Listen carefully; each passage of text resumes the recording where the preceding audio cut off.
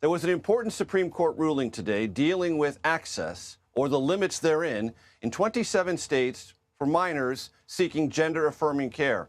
I want to bring in Jeff Rosen, who is the president and CEO of the National Constitution Center, for his perspective on that. Jeff, always great to see you. Thank you so much for joining us. Explain to my audience what the court decided today. It's an important decision. The court upheld a Tennessee law that restricts sex transition treatment for minors. A bunch of states have passed these laws, and it forbids minors from getting puberty blockers or hormones for the purpose of transitioning. And the court, in a 6-3 decision, said that this law doesn't violate the Constitution because it doesn't classify on the basis of transgender status. Basically, it prohibits people from getting these hormones if they're under a certain age for the purpose of transitioning, but it doesn't prohibit using treatments for other purposes. And therefore, it doesn't trigger what's called heightened scrutiny. Now, this could have had huge implications if the court had come out differently and said that any law that mentions transgender status is subject to heightened scrutiny. Then all sorts of differential treatment of trans people, from sports teams to bathrooms and so forth, might have been subject to constitutional analysis.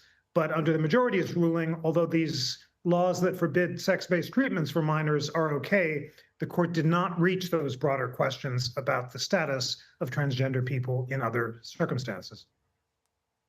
And Jeff, do I understand it correctly that among the things the court ruling said was, in the majority opinion, that states have a defined and therefore constitutionally legitimate interest in protecting minors from potentially life-altering interventions, of which the court ruled this would be one?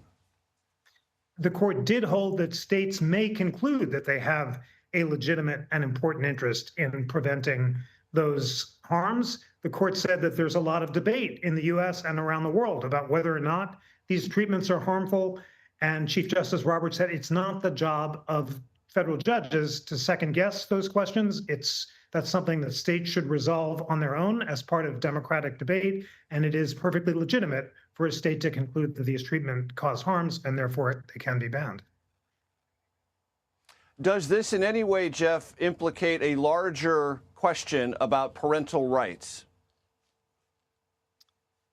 It does not implicate the question of parental rights, although, of course, this does restrict parents from allowing kids to have these treatments, but it very much impacts the broader question of transgender rights.